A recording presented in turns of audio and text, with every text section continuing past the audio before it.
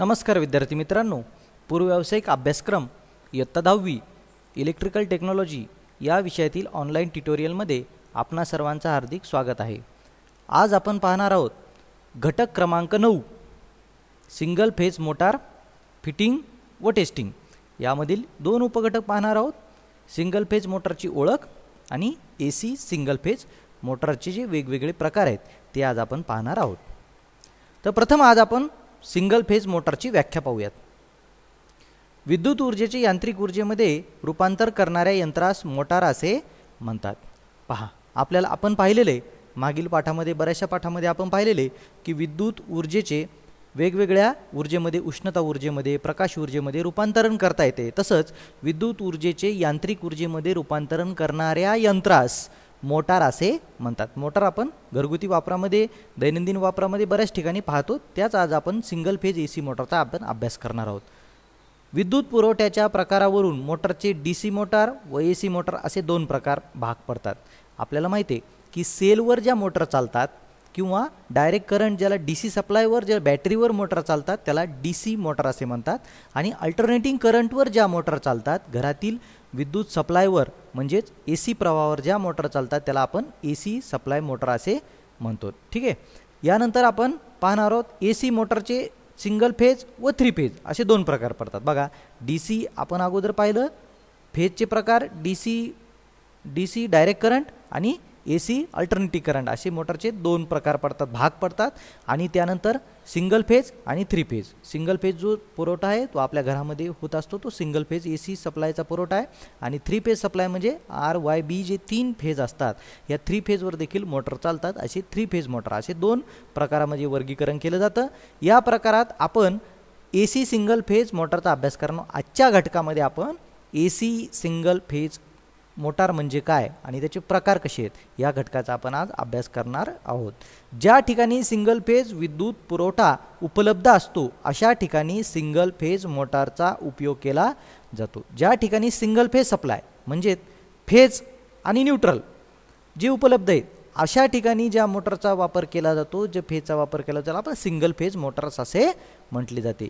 ज्या मोटार्सना AC single phase विद्युत पुरवठा म्हणजेच एसी 250 व्होल्ट 50 HZS म्हणजे ज्याला आपण एसी 250 व्होल्ट सप्लाय आणि 50 HZ म्हणजे हर्ट्स, जी फ्रिक्वेन्सी आहे ते एका सेकंदामध्ये 50 वेळेला आपला एसी प्रवाह सतत दिशा व किंमत बदलतो, त्याला आपण हर्ट्समध्ये मोजले जाते, त्याला 50 HZ ठीक आहे पुरवला जातो। अशा मोटर्सना सिंगल फेज मोटर्स असे म्हटले जाते। म्हणजे एसी सिंगल फेज पुरवठ्यामध्ये काय होतं, 250 व्होल्टेज असतं आणि 50 HZ हर्ट्समध्ये त्याची फ्रिक्वेन्सी मोजली जाते।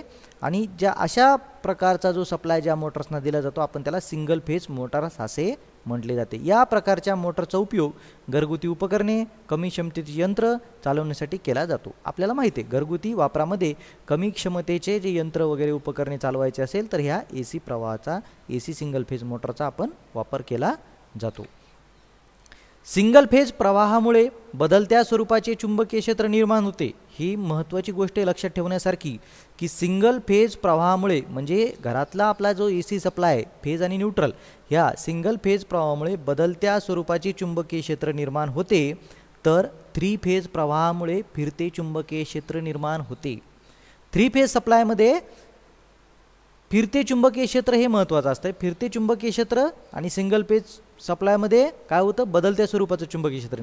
बदलते चुंबकीय क्षेत्र स्थिर रोटरला गतिमान करू शकत नाही। म्हणजे सिंगल फेजमध्ये जो प्रवाहामुळे ज्या बदलते चुंबकीय क्षेत्र निर्माण होतं ते चुंबकीय क्षेत्र, बदलते चुंबकीय क्षेत्र जे रोटर आतमधला जो फिरतो मोटरचा भाग जो फिरणार आहे त्या भागाला गतिमान करण्याचं काम तो करू शकत नाही सिंगल फेज सप्लाय, परंतु फिरत्या रोटरला गतिमान ठेवू शकतो। जर रोटर फिरला आणि सप्लाय चालू आहे तर त्यावेळेला मात्र तो गतिमान ठेवण्याचं काम करतो सिंगल फेज सप्लाय, कारण सिंगल फेज सप्लायमध्ये बदलत्या स्वरूपाचे चुंबकीय क्षेत्र निर्माण होते आणि मोटरला पाहिजे असते फिरतं चुंबकीय क्षेत्र। ठीक आहे, म्हणजेच थोडक्यात सिंगल फेज मोटार स्वतःहून सुरू होणाऱ्या नसतात, म्हणजे सेल्फ स्टार्ट नसतात, सेल्फ स्टार्टेड नसतात, त्या स्वतःहून सुरू होऊ शकत नाही, त्यांना सेल्फ सुरू होण्यासाठी त्याला चालना मिळत नाही, त्या स्वतःहून सुरू होऊ शकत नाहीत. तर 3 फेज सप्लाय मात्र 3 फेज सप्लायच्या मोटर स्वतःहून सुरू होऊ शकतात, कारण 3 फेज सप्लायमध्ये फिरते चुंबकीय क्षेत्र निर्माण होत असते. तिन्ही फेज वेगवेगळे असल्यामुळं त्यांच्यामध्ये फिरते चुंबकीय क्षेत्र निर्माण होत असल्यामुळे त्याचा रोटर फिरता राहू शकतो किंवा स्थिर रोटर गतिमान होऊ शकतो. मात्र AC सिंगल फेज सप्लायमध्ये अशा प्रकारची गोष्ट होत नाही, कारण त्यामध्ये बदलते चुंबकीय क्षेत्र निर्माण होते. बदलते चुंबकीय क्षेत्र हे स्थिर रोटरला गतिमान करू शकत नाही. तर या मोटर सुरू करण्यासाठी स्वतंत्र अशी व्यवस्था करावी लागते. मग या मोटर सेल्फ स्टार्टेड होऊ शकत नाही, सेल्फ स्टार्ट स्वतःहून होऊ शकत नाही, तर त्यांना गतिमान करण्यासाठी स्वतंत्र अशी व्यवस्था करावी लागते. यासाठी कृत्रिम रीतीने सिंगल फेजचे 2 फेजमध्ये रूपांतरण करावे लागते. म्हणजेच आपल्याला वाइंडिंगमध्ये थोडासा बदल करून आणि त्यामध्ये कॅपॅसिटर वापरून, स्टार्टिंग रनिंग वाइंडिंग वापरून अशा प्रकारचा आपल्याला थोडासा स्वरूपात बदल करून आपल्याला याचे 2 फेजमध्ये रूपांतर करून ह्या मोटर चालू कराव्या लागतात. आता AC सिंगल फेज मोटरचे खालील विविध प्रकारात वर्गीकरण केलेले आहे. मोटरचे प्रकार, AC सिंगल फेज मोटरचे प्रकार आहेत. हा इंडक्शन मोटार, दुसरी आहे युनिव्हर्सल मोटार आणि रिपल्शन मोटर. हे 3 प्रकार महत्त्वाचे आहेत. यामधील आपण सर्व प्रकाराचा आज आपण अभ्यास करणार आहोत. त्यातील पहिला आहे इंडक्शन मोटरमधील A उपघटक आहे त्याच्यातला split motor, capacitor motor, shaded pole motor, अशा प्रकारचे आपण अभ्यास करणार आहोत. त्यातील पहिली आपण पाहणार आहोत स्प्लिट फेज मोटार. आता ही स्प्लिट फेज मोटार म्हणजे काय आणि कशा प्रकारची याची ही रचना केलेली आहे ही आपण पाहू शकता. म्हणजे L म्हणजे हे लोडचं वायर, म्हणजे ज्याला आपण फेज वायर म्हणू, आणि ही आहे न्यूट्रल वायर. म्हणजे AC सप्लायमध्ये 250 व्होल्ट 50 HZ अशा प्रकारचा हा सप्लाय असतो. ह्या सप्लायमध्ये फेज आणि न्यूट्रल 2च वायर असतात. ह्या फेजमध्ये आपण या ठिकाणी ही स्टार्टिंग वाइंडिंग आहे, ही रनिंग वाइंडिंग आहे. या रनिंग वाइंडिंगचा जो रेजिस्टन्स आहे तो कमी असतो, स्टार्टिंग वाइंडिंगचा रेजिस्टन्स हा जास्त असतो. कारण रनिंग वाइंडिंगमध्ये बघा इथं दिसताना सुद्धा दिसते कमी वेळे दिलेले आहेत आणि स्टार्टिंग वाइंडिंगमध्ये जास्त वेळे आहेत, म्हणजे याचा रेजिस्टन्स जास्त आहे. या ठिकाणी CS म्हणजे हे सेंट्रिफ्युगल स्विच आहे. हे सेंट्रिफ्युगल स्विच आहे. हे काम काय करतं सेंट्रिफ्युगल स्विच? ही वाइंडिंग कट करण्याचं काम, काही कालावधीपर्यंत ही वाइंडिंग सप्लायमध्ये ठेवतं आणि नंतर ही कट करण्याचं काम हे सेंट्रिफ्युगल स्विच हे करत असते. या सेंट्रिफ्युगल स्विचच्या माध्यमातून या ठिकाणी न्यूट्रल सुद्धा दिलेली आहे आणि ह्या सुद्धा रनिंग वाइंडिंगला या ठिकाणाहून न्यूट्रल सुद्धा मिळालेली आहे, या ठिकाणाहून फेज मिळालेला आहे. ठीक आहे. अशा प्रकारे ह्या स्प्लिट फेज मोटारची आकृतीचा आपण अभ्यास केलेला आहे. आता याच्याबद्दल आपण सविस्तर माहिती घेऊयात. याचे मुख्य भाग कुठले कुठले आहेत? एक स्टेटर असतो आणि एक रोटर असतो. म्हणजे स्टेटर म्हणजे काय की मोटरचा हा भाग स्थिर आणि हा भाग लॅमिनेटेड केलेला असतो, सिलिकॉन स्टीलच्या पट्ट्यापासून तयार केलेला असतो. यावर खाचा म्हणजे स्लॉट्स असतात व त्यामध्ये वाइंडिंगच्या स्वरूपात वाहक म्हणजे कंडक्टर्स बसविलेले असतात. वाइंडिंगसाठी इनॅमल्ड इन्सुलेटेड कॉपर वायर वापरतात. म्हणजे स्टेटर म्हणजे काय? स्टेटर की ज्यावर वाइंडिंग बसविलेली असते. वाइंडिंग बसविण्याच्या अगोदर त्यामध्ये खाचा असतात आणि त्या खाचेमध्ये आपण इन्सुलेशन पेपर टाकून त्यावर वाइंडिंग बसविली जाते आणि वाइंडिंग ही कॉपर वायरची वाइंडिंग असते. आणि ह्या ज्या स्टेटर बनवलेला असतो तो वेगवेगळ्या सिलिकॉन स्टीलच्या बारीक बारीक पातळ स्टॅम्पिंग्सपासून बनवलेला असतात. यामध्ये सेपरेटर्ससुद्धा टाकलेले असतात. यामुळे हा स्टेटरची क्वालिटी देखील वाढते आणि स्टेटर जास्त गरम देखील होत नाही. आता रोटर, दुसरा आहे रोटर. या स्टेटरमध्ये जो भाग फिरणारा असतो त्याला आपण रोटर म्हणतो. आता रोटरचा बघूयात. मोटरचा हा फिरणारा भाग असून रोटर हा स्क्वेरल केज पद्धतीचा असतो. त्याचा आकार दंडगोलाकार कृती असतो. हा शाफ्टवर बसविलेला असतो. म्हणजे हा फिरणारा भाग आहे पूर्ण एका रॉडवर म्हणजे शाफ्टवर बसविलेला असतो. रोटरवरील खाचांमध्ये तांबे अथवा ॲल्युमिनियमचे बार टाकून त्यांची टोके वर्तुळाकार रिंगने शॉर्ट केलेले असतात. ह्या रोटरवरती काय केलेलं असतं? ह्या खाचांमध्ये तांबे किंवा ॲल्युमिनियमची तार एक बार टाकून, मोठ्या आकाराची एक तार किंवा मोठी जाड अशी तार टाकून ती समोरच्या दोन्ही बाजूने, रोटरच्या दोन्ही बाजूने ती एका गोलाकार रिंगने शॉर्ट केलेली असते. ठीक आहे. म्हणून याला स्क्वेरल केज पद्धतीचा रोटर असं म्हटलं जातं. आता याचं कार्यतत्व काय? आता ही कशा प्रकारे कार्य करते हे आपण थोडक्यात समजावून घेऊयात. या प्रकारच्या मोटरमध्ये सुरुवातीचे फिरणारे चुंबकीय क्षेत्र म्हणजे रोटेटिंग मॅग्नेटिक फील्ड तयार करण्यासाठी स्टेटरवर रनिंग वाइंडिंग म्हणजेच मेन वाइंडिंग आणि स्टार्टिंग वाइंडिंग आपण पाहिल्या तर रनिंग वाइंडिंग एक होते आणि त्याला आपण मेन वाइंडिंग म्हणू. रनिंग वाइंडिंग कमी जास्त जाडीची कमी वेढे दिलेली ज्याचा रेजिस्टन्स कमी आहे त्याला रनिंग वाइंडिंग म्हणू. आणि स्टार्टिंग वाइंडिंग म्हणजे ज्याचा रेजिस्टन्स जास्त आहे जास्त वेढे दिलेले आहेत अशी जी वाइंडिंग आहे ही स्टार्टिंग वाइंडिंग असते. ती एकमेकांच्या 90 अंशाच्या कोनात बसविलेली असतात. मेन वाइंडिंगचा विरोध म्हणजे ह्या रनिंग वाइंडिंगचा विरोध कमी तर स्टार्टिंग वाइंडिंगचा विरोध जास्त असतो. बघा मी आत्ताच तुम्हाला सांगितलं होतं कुठल्या वाइंडिंगचा विरोध कमी असतो कुठल्या वाइंडिंगचा विरोध जास्त असतो. प्रवर्तनाचा म्हणजे इंडक्शनच्या तत्वानुसार रोटरमध्ये EMF निर्माण होतो म्हणजेच या चुंबकीय क्षेत्र निर्माण होतं आणि या चुंबकीय क्षेत्र त्या रोटरकडून कट केलं जातं आणि त्या रोटरमध्ये EMF निर्माण होतो. व रोटरवरील वाहक शॉर्ट सर्किटेड असल्यामुळे रोटरचे तुम्हाला माहिती आहे की आतमध्ये जे मोठे बार टाकून एक ॲल्युमिनियमचा बार टाकून दोन्ही साईडला रिंगने ते शॉर्ट केलेले असल्यामुळं काय होतं त्याच्यामध्ये त्यातून प्रवाह वाहू लागतो व त्यामध्ये चुंबकीय क्षेत्र निर्माण होते.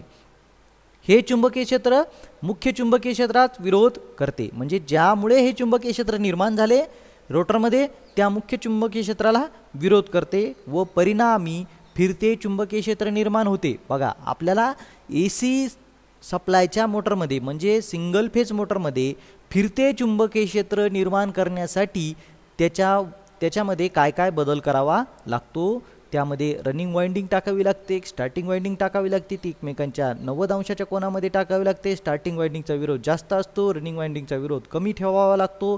त्यानंतर ह्या रोटरमध्ये एक शॉर्ट केलेला जो बार टाकून जे शॉर्ट केलेले असते समोरच्या आणि पाठीमागच्या बाजूने रिंगने यामुळे त्याच्यामध्ये चुंबकीय क्षेत्र निर्माण होतं आणि चुंबकीय क्षेत्र मूळ चुंबकीय क्षेत्राला विरोध करून त्यामध्ये फिरते चुंबकीय क्षेत्र निर्माण होते म्हणजे बदलते चुंबकीय क्षेत्र सोडून फिरते चुंबकीय क्षेत्र निर्माण झाल्यामुळे हे रोटर फिरायला लागतो. कुठपर्यंत आलं होतं आपलं परिणामी फिरते चुंबकीय क्षेत्र निर्माण होते इथपर्यंत आलो होतो आपण.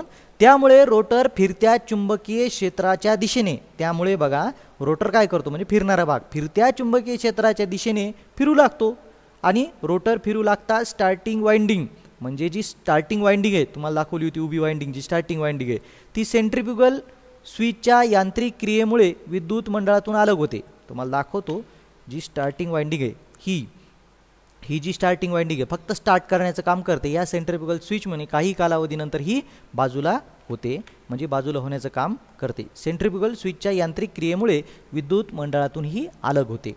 यामुळे या मोटरच्या स्टार्टिंग टॉर्क कमी असून म्हणजे या मोटरचा जो स्टार्टिंग टॉर्क आहे म्हणजे पहिल्यांदा सुरू होण्याची क्रिया जो स्टार्टिंग टॉर्क असतो त्याला पहिल्यांदा स्टार्ट होण्याची क्रिया म्हणतात आपण त्याला. स्टार्टिंग टॉर्क कमी असून बदलत्या लोडवर एकसारखी गती देतात म्हणजे बदलता जरी लोड असला लोड जरी कमी जास्त पुढं झाला तरी ती एकसारखी गती देतात. या मोटरचा उपयोग डुप्लिकेटिंग मशीन्स पंप ग्राइंडर इत्यादीसाठी केला जातो. कारण काय तर ह्या मोटरची गती कशी असते ही एकसारखी असते लोडवरती देणारी. ठीक आहे हे काय होतं तो आपण पाहिलं. आता पाहूयात मोटरचा पुढचा प्रकार आहे कॅपॅसिटर स्टार्ट मोटर. आता कॅपॅसिटर स्टार्ट मोटर हे जे कॅपॅसिटर याच्यामध्ये लावलेले आहे त्याला कॅपॅसिटर स्टार्ट मोटर असे म्हणतात. हे बघा तुम्हाला इथं आकृतीमध्ये दिसतंय या ठिकाणी रनिंग वाइंडिंग या ठिकाणी स्टार्टिंग वाइंडिंग या ठिकाणी हा फिरणारा रोटर असतो. ठीक आहे हा रोटरला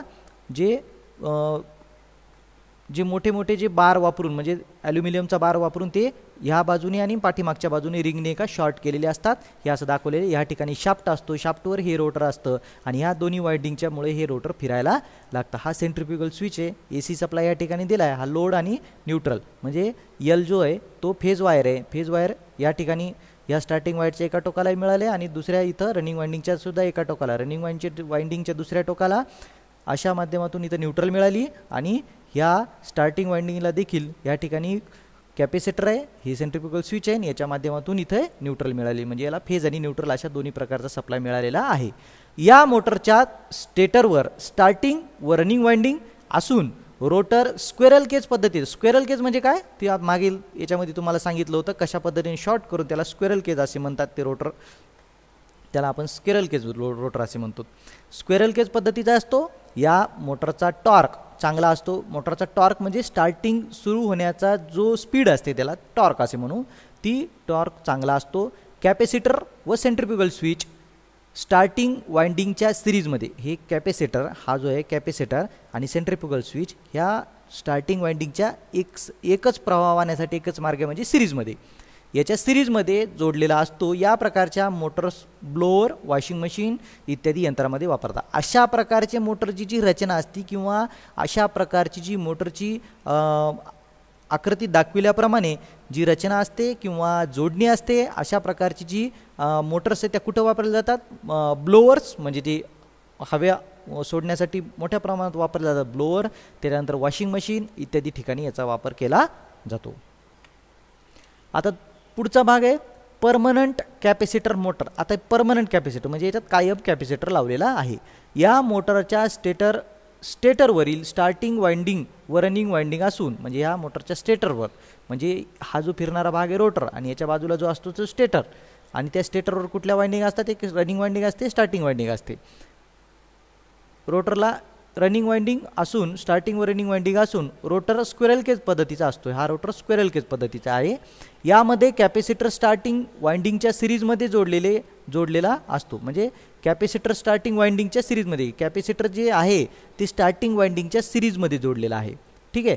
स्टार्टिंग वाइंडिंग व कॅपॅसिटर मोटरच्या चालू स्थितीतही मंडळात कायम असतात. आता मागील याच्यामध्ये पाहिलं आपण मोटरच्या प्रकारामध्ये स्टार्टिंग वाइंडिंग काही कालावधीमध्ये राहते, नंतर ती अलग होते सेंट्रिफ्युगल स्विचच्या माध्यमातून. पण इथं काय होतं? स्टार्टिंग वाइंडिंग व कॅपॅसिटर मोटरच्या चालू स्थितीतही मंडळात कायम राहतात. म्हणजे मोटर चालू असताना वर्किंग कंडिशनमध्ये फिरत असते त्यावेळेला हे त्याच्यामध्ये सप्लायमध्येच असतात. म्हणून या मोटर्सला परमनंट कॅपॅसिटर मोटर असे म्हणतात. म्हणून या मोटरला नावच आहे परमनंट कॅपॅसिटर मोटर असे म्हटले जाते. या मोटरचा अशा प्रकारच्या रचना असलेल्या वाइंडिंगचा किंवा मोटरचा वापर कुठे केला जातो? टेबल फॅन, सिलिंग फॅन, घरगुती पाण्याचा पंप इत्यादीमध्ये या मोटरचा वापर केलेला असतो. बघा, तुम्ही फॅनला सिलिंग फॅनचा कॅपॅसिटर काढा, तो फॅन चालू होणार नाही. टेबल फॅनला देखील कॅपॅसिटर असतात. टेबल फॅनचे देखील कॅपॅसिटर काढल्यानंतर तो फॅन चालू होत नाही. म्हणजे ह्या फॅनच्या मध्ये वाइंडिंगच्या सिरीजमध्ये, या स्टार्टिंग वाइंडिंग सिरीजमध्ये कॅपॅसिटर जोडणे अतिशय गरजेचे आहे. म्हणून याला परमनंट कॅपॅसिटर मोटर असे म्हटले जाते. पुढे बघूयात आता capacitor start run motor. Capacitor start capacitor run motor म्हणजे काय आहे? याच्यामध्ये दोन कॅपॅसिटर जोडलेले आहेत. बघा, एक आहे तो मोटर रनिंग वाइंडिंगमध्ये देखील तो कायम राहतो, आणि दुसरा आहे कॅपॅसिटर स्टार्ट करेपर्यंत असतो. सेंट्रिफ्युगल स्विचच्या साहाय्याने तो काही कालावधीमध्ये राहून नंतर तो कट होतो. म्हणून याला म्हणतात कॅपॅसिटर स्टार्ट. म्हणजे या कॅपॅसिटर स्टार्टच्या माध्यमातून स्टार्ट होतो कॅपॅसिटर स्टार्ट. आणि कॅपॅसिटर रन मोटर म्हणजे याच्यामुळं रन होते आणि रनिंगमध्ये सुद्धा हा राहतो, म्हणून याला कॅपॅसिटर रन मोटर असे म्हणतात. बघा, याची रचना यामध्ये दाखवलेली असते. लोड आहे म्हणजे फेज वायर आहे. फेज वायरच्या ह्याच टोकापासून इथं स्टार्टिंग वाइंडिंगला सप्लाय दिलेला आहे. या ठिकाणी यात न्यूट्रल मिळालेलं आहे. या स्टार्टिंग वाइंडिंगच्याच एका टोकामध्ये कॅपॅसिटर लावला आहे, C1 कॅपॅसिटर लावला आहे, सेंट्रिफ्युगल स्विच लावला आणि न्यूट्रल मिळालेले आहे. आणि यामध्येच कॅपॅसिटर लावलेला आहे आणि तिथं न्यूट्रल मिळालेले आहे. हा स्क्वेरल केज पद्धतीचा रोटर आहे. हा रनिंग वाइंडिंग आहे. रनिंग वाइंडिंगला खालच्या बाजूनं अशा बाजूने इथे न्यूट्रल मिळालेली आहे. म्हणजे फेज आणि न्यूट्रल हे सर्व ठिकाणी मिळालेले आहेत. याला म्हणून सिंगल फेज मोटर असे म्हणतात. या मोटारच्या स्टेटरवरील स्टार्टिंग वाइंडिंग व रनिंग वाइंडिंग असून रोटर स्क्वेरल केज पद्धतीचा असतो. आताच तुम्हाला सांगितलं याच्यामध्ये स्टार्टिंग वाइंडिंग आहे, रनिंग वाइंडिंग आहे. रोटर स्क्वेरल केज पद्धतीचा आहे. स्टार्टिंग वाइंडिंगमध्ये एक जास्त क्षमतेचा व एक कमी क्षमतेचा असे दोन कॅपॅसिटर जोडलेले असून आकृतीत दाखविल्याप्रमाणे कॅपॅसिटरच्या सिरीजमध्ये सेंट्रिफ्युगल स्विच जोडलेला असतो. एक कॅपॅसिटर जास्त क्षमतेचा, एक कॅपॅसिटर कमी क्षमतेचा, अशा प्रकारचे दोन कॅपॅसिटर जोडलेले आहेत आणि एका कॅपॅसिटरच्या सिरीजमध्ये सेंट्रिफ्युगल स्विच देखील जोडलेला असतो. या मोटरचा टॉर्क उच्च प्रतीचा असतो. म्हणजे ही मोटरचा जो टॉर्क आहे, स्टार्ट पॉईंट आहे, म्हणजे सुरू होण्याची, गतिमान होण्याची जी क्रिया आहे ती कशी असते? टॉर्क तुझा उच्च प्रतीचा एकदम अशी स्टार्ट होऊ शकते किंवा लोड जरी असेल देखील ती त्या गतीने स्टार्ट होऊ शकते. मात्र पूर्वीच्या ज्या मोटर आहेत त्या हळूवार स्टार्ट होतात, परंतु रनिंगमध्ये लोड दिल्यानंतर देखील लोड कमी जास्त केला तरी त्याच्यातला टॉर्क तो कमी होत नाही. म्हणजे त्या व्यवस्थित गतिमान असताना काम करू शकतात. मात्र याचा स्टार्टिंग टॉर्क जास्त आहे. या प्रकारच्या Motors compressor, refrigerator, air condition इत्यादी यंत्रामध्ये वापरलेल्या असतात. बघा या प्रकारच्या मोटरमध्ये विशिष्ट ठिकाणीच वापरलेलं कॉम्प्रेसर, ज्या ठिकाणी हवेचं जे आहे ना कॉम्प्रेसर, रेफ्रिजरेटर, एअर कंडिशन इत्यादी ठिकाणी यंत्रामध्ये ह्या मोटरचा प्रामुख्यानं वापर केला जातो, कारण याचा स्टार्टिंग टॉर्क चांगला आहे. याच्यामध्ये 2 कॅपॅसिटर असतात. ठीक आहे, इथपर्यंत आले तुमच्या लक्षात. आता पुढे बघूयात शेडेड पोल मोटार. आता बघा शेडेड पोल मोटार, हे बघा मोटरची रचना या ठिकाणी दाखवलेली. ही शेडिंग कॉईल म्हणजे याला रिंगसुद्धा असे म्हटले जाते. या ठिकाणी रिंग अशा पद्धतीचे. फील्ड कॉईल म्हणजे ही जी कॉईल आहे ती फील्ड कॉईल आहे. ही इकडे आणि इकडे 2 कॉईल आहे त्याच्यामध्ये टाकलेल्या. इथं सुद्धा शेडेड कॉईल आहे किंवा रिंग टाकलेली आहे. यामध्ये स्क्वेरल केज पद्धतीचा रोटर आहे. इथं बघूयात आकृतीत दाखवल्याप्रमाणे या मोटरची रचना असते. यामध्ये फील्ड वाइंडिंग असते, म्हणजे ही जी फील्ड वाइंडिंग आहे दोन्ही बाजूला जे आहे ती फील्ड वाइंडिंग आहे. या मोटरचा टॉर्क कमी प्रतीचा असतो, म्हणजे या मोटरचा टॉर्क म्हणजे चालू होण्याची क्रिया आणि फिरण्याची क्रिया ही प्रथम चालू केल्या ही कमी असते. म्हणून ह्या मोटर कुठं वापरल्या जातात? खेळणी, लहान पंखे इत्यादी ठिकाणी वापरल्या जातात, कारण त्याचा टॉर्क कमी आहे, ते लोड कमी घेऊ शकतात पहिल्यांदाच, आणि त्यामुळे ह्या लहान लहान खेळणी, पंखे इत्यादी ठिकाणी वापरल्या जातात. याला AC सप्लाय दिला जातो एका ठिकाणी फेज, आणि या ठिकाणी ही जी कॉईल आहे या ठिकाणाहून इथं या ठिकाणी जोडली गेलेली आहे, आणि अशा पद्धतीने याला न्यूट्रल दिलेले आहे. म्हणजे या ठिकाणी फेज आणि न्यूट्रल मिळतो, म्हणजे ही AC सप्लायवर चालणारी मोटर आहे. आणि म्हणून ह्या लहान लहान पंखे आणि खेळणीमध्ये या मोटरचा वापर केला जातो. पुढे पाहूयात युनिव्हर्सल मोटार. हा भाग थोडासा मोठा होईल, वेळ जास्त लागेल, पण हा भाग तुम्हाला लक्षात येईल की युनिव्हर्सल मोटार ही कशा प्रकारची असते. या ठिकाणी रचना असते. AC बघा इथं सप्लाय दिलेला असतो. या ठिकाणी फेज दिलेले आहे. फेज जे आहे ते फील्ड वाइंडिंग, इथं फील्ड वाइंडिंग आहे. फील्ड वाइंडिंग एका टोकाला दुसऱ्या टोकाला, आणि याच्या सिरीजमध्ये ही आर्मेचर आहे. आर्मेचरमध्ये सुद्धा वाइंडिंग असते, आणि आर्मेचरला दोन्ही बाजूने सप्लाय देऊन याच्या सिरीजमध्ये टाकलेली आहे, म्हणून याला AC सप्लाय युनिव्हर्सल मोटार. का तर ह्या मोटरची स्पीड, स्टार्टिंग टॉर्क स्पीड ही जास्त असते, जास्त गतिमान होऊ शकतात, जास्त क्षमतेने कार्य करू शकतात, म्हणून या मोटरला आर्मेचर लावलेला असतो. बघा हिची आकृती अशा प्रकारे. आणि या मोटरचे आता पाहूयात आपण स्पष्टीकरण. ही मोटर AC व DC या दोन्ही प्रवाहावर चालते. बघा ही मोटर कशी आहे, युनिव्हर्सल मोटर म्हणजे AC आणि DC मोटरवर, AC आणि DC सप्लायवर देखील चालते. यामध्ये फील्ड वाइंडिंग व आर्मेचर असतो. यामध्ये आर्मेचर आहे. बघा हा आर्मेचर आहे. इथं ब्रशेस लावलेले असतात, कार्बन ब्रशेस, आणि इथं सप्लाय दिलेला असतो. यामध्ये आर्मेचर लावलेला आहे. आर्मेचर असतो. या मोटरची रचना, यामध्ये फील्ड वाइंडिंग देखील असते आणि आर्मेचर देखील असतो. या मोटरची रचना आकृती दाखविल्याप्रमाणे असते, वरील प्रमाणे आहे. ही motor mixer grinder, portable drill machine, शिलाई मशीन, हेअर ड्रायर, ब्लोअर इत्यादी ठिकाणी वापरतात. बघा कारण याचं स्टार्टिंग टॉर्क जास्त असतो, स्पीड खूप जास्त त्याची घेता येते आपल्याला, आणि म्हणून स्पीड जास्त असल्यामुळे बरेचसे काम करण्यासाठी, जास्त स्पीडवर करण्यासाठी आपल्याला मिक्सर ग्राइंडरचं फिरवून बघा आपण किती स्पीड असते त्याची, ते आपल्या लक्षात येईल. ग्राइंडर, त्यानंतर पोर्टेबल ड्रिल मशीन छिद्र पाडणारी मशीन, शिलाई मशीन इत्यादी ठिकाणी जे मोटर्स वापरले जातात त्या ह्या युनिव्हर्सल प्रकारच्या ह्या मोटर्स वापरलेल्या आहेत.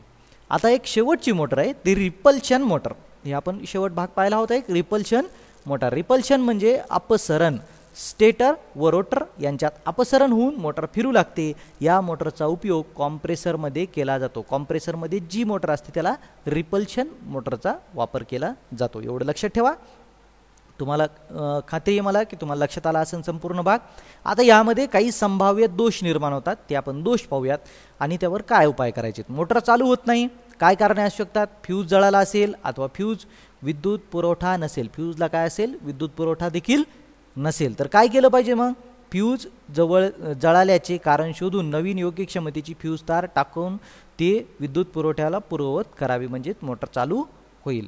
दुसरे कारण असू शकते मोटर बंद असल्यानंतर बेरिंग जाम झाले असेल, म्हणजे जो फिरणारा भाग आहे शाफ्टवर जी बेरिंग असते ती जाम झाली असेल. काही कालावधीपर्यंत मोटर बंद ठेवली किंवा त्यामध्ये पाणी गेलं, गंज चढला, तर त्यामुळे बेरिंग जाम होऊ शकते. तर काय केलं पाहिजे? बेरिंगमधील जुने ग्रीस काढून नवीन ग्रीसिंग करावी किंवा ऑइलिंग करावी, तर बेरिंग फ्री होईल आणि मोटर जास्त क्षमतेने, चांगल्या क्षमतेने चालू लागेल. ओव्हरलोडिंग होत असेल, म्हणजे मोटरला जास्त लोड येत असेल, ते काय कारण असू शकतं? ओव्हरलोडिंगचे कारणे शोधून नियंत्रित लोड मोटरला दिला पाहिजे. कारण त्याच्या क्षमतेपेक्षा जास्त जर लोड दिला तर ओव्हरलोड होऊन फ्यूज जाणे किंवा मोटरसुद्धा जळून जाण्याची शक्यता जास्त असते. त्यामुळं ओव्हरलोडची कारणे शोधून त्यावर नियंत्रित लोड दिला पाहिजे, त्यात क्षमतेचा लोड देणं गरजेचं आहे. अशा प्रकारे आज आपण विविध प्रकारच्या मोटरचा अभ्यास केलेला आहे. AC सिंगल फेज मोटर, आणि त्यामधील विविध प्रकार आज आपण पाहिलेले आहेत. यामधील दोष, कारणे, उपाय यामध्ये देखील आपण चर्चा केलेली आहे, माहिती घेतलेली आहे. या पुढील भागामध्ये शेवटचा भाग आहे जो आपल्या अभ्यासक्रमामधील, तो इंडक्शन कुकर, हॉट प्लेट याची दुरुस्ती व काळजी निगा या संबंधात आपण माहिती घेणार आहोत. विद्यार्थी मित्रांनो, आमच्या प्री SSC या व्होकेशनल एज्युकेशन चॅनलला जर आजपर्यंत तुम्ही सबस्क्राईब केलं नसेल तर ताबडतोब सबस्क्राईब करा, लाईक करा, शेअर करा, कमेंट सेक्शनमध्ये लिहून पाठवा.